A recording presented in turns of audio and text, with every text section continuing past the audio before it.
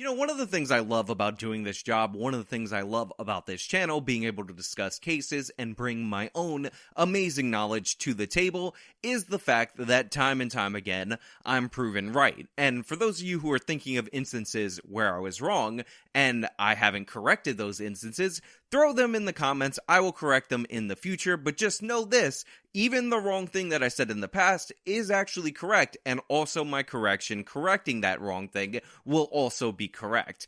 But one of the things that I did call relates to the Jose Alba case, and a recent development as published by the New York Post shows exactly what I argued previously in a video about how just because the charges would be dropped, or just because Alba at that point in time could have beaten the charges in court, doesn't mean he's not vulnerable to a civil suit. Well, that day has come, the civil suit has been filed, and we're going to go over this because the attacker's family is now claiming damages, and he might end up wiping out the store based on the fact that the attacker attacked Alba. But before we get into this objectively nonsensical lawsuit, before we discuss the crazy claims being put forward by the attacker's family in this situation, which by the way might result in them getting paid off of it, we have a sponsor of today's video because I need to get paid, so I'm going to toss it to the sponsor, one-handed toss that time, bring it back over here, and then talk about it on the other side. Noble Gold CEO Colin Bloom believes that the quantitative tightening that we're seeing from the Fed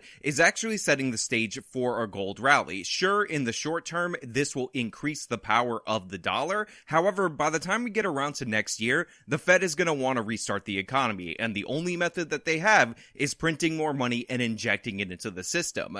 This means you better be hanging on to something that is hedging against the value of the dollar. Now, if you're thinking about gold and silver as your hedge, I definitely recommend you go over to noblegoldinvestments.com, or you call and talk to one of their experts at 877-646-5347. And if you decide to set up a qualifying IRA or 401k with them, you will be gifted an American Eagle 1/10 of an ounce gold coin. That's 877-646-5347 or noblegoldinvestments.com. Now, for those of you who need a quick refresher on the case that we're going to be talking about, this of course involves the incident with bodega worker Jose Alba. Jose Alba was just minding his business when all of a sudden a woman decided to come in and use an EBT card for what amounted to be around a $3 transaction. Now, I had talked about at the time how Alba was quite polite to this woman despite the fact that her card wasn't working. Now, of course, she decided to become very belligerent, she decided to attack Alba, and she decided that it would be a good result in this situation for her to bring her boyfriend, 35-year-old Austin Simon, in order to physically harm the man because she didn't have enough money on her EBT card. And for those of you who need a little refresher on that footage, I will play you Alba saying that the card isn't working, even though from what I can detect from this situation, it appears like she just didn't have the money and he was trying not to embarrass her in public.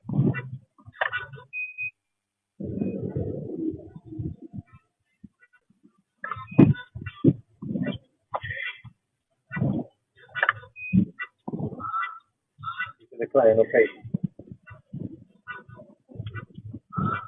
I understand what you're saying. What was $3? Yeah. Pues, put a rompí. Cash or food? I don't put a rompí. Did you put food?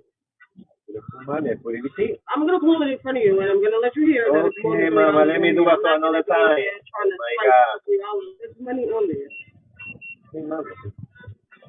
Whatever your card works, I'll swipe it everywhere. That's not my fault if they can't work and not working.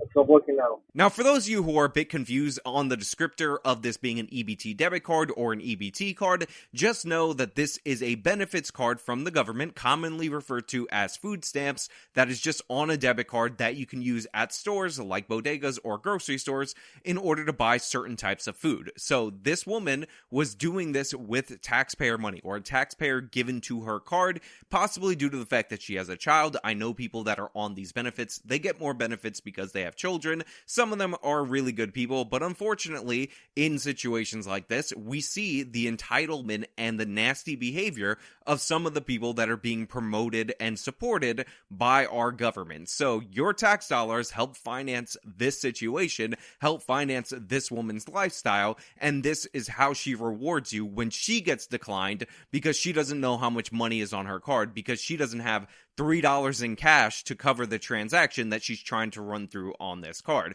So, of course, as we know, she called Austin Simon. Oh, you have tea? I think you have.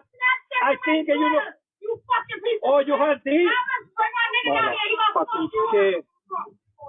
Now my nigga's gonna come down here right now and fuck you up. Stupid. Mind your business. Let's go. Mind your business, man. Come on, man.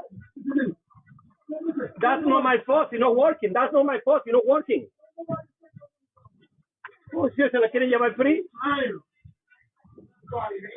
The machine not working. The car not working. What the fucking shit? She don't have money. The paper he say no have money. Okay, papa. Austin Simon came in with the fury, immediately started screaming at Alba. Alba said he didn't want any problem. He was trying to de-escalate the situation. Note the body language of Alba. Come on. Papa, look, Papa. Look, Papa, look. Come on. Papa. Come on. Papa. What's up with you? I don't want a problem, Papa. Nigga, what's wrong with you? I know doing that little girl, nigga. Why you snatch anything I ain't? And Austin proceeded to get behind the counter. And I can't really show you this because, you know, YouTube's terms of service, but Austin pushed Alba, who is 61 years old. Austin is 35 years old. By the way, was out of jail after assaulting a police officer, so criminal, just so you know.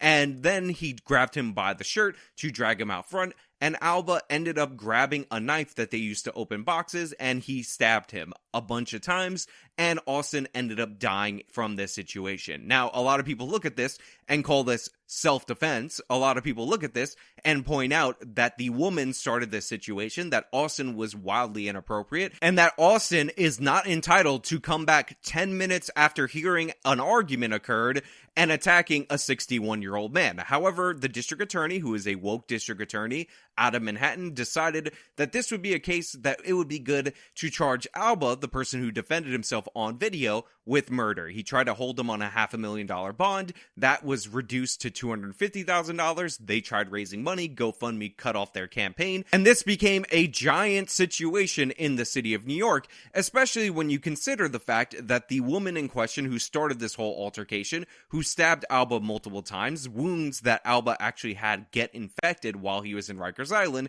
wasn't facing any charges because according to Alvin Bragg's theory of the prosecution, Jose Alba, the man who was attacked behind the counter by somebody who was much larger than him, by somebody who was 30 years younger than him, actually should have set everything aside and challenged Austin to a single combat one-on-one hand-to-hand duel, and when he escalated to using the knife, that was just wildly disproportionate force. That's insane. How could he do that? He should just take the beating because obviously Austin and his girlfriend are entitled to attack him because they didn't have enough money on their government benefits card in order to cover a $3 transaction.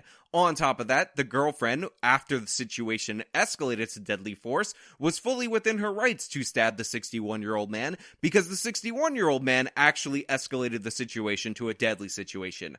Obviously, there was outrage, obviously people were angry, and eventually this led to the charges being dropped in this situation because even somebody like Bragg, who was obviously there to protect the criminals and not protect the good citizens of New York, couldn't withstand the political pressure. Now, I talked about on my channel how it wasn't going to be over for Alba if the charges were dropped. It wasn't going to be over for Alba if he ended up beating the charges in court, because what ultimately will end up happening, because New York does not have adequate self-defense laws, is there would possibly be a civil suit. And that suit is being filed on behalf of the brother of Austin Simon, the attacker in this situation. And honestly, you have to read the excerpts to believe them. And of course, this is going to go through. It's going to cost everybody a bunch of money, and maybe will result in this person actually getting a settlement due to the fact that his brother attacked a 61-year-old man because his girlfriend was mad about not having enough money on her benefits card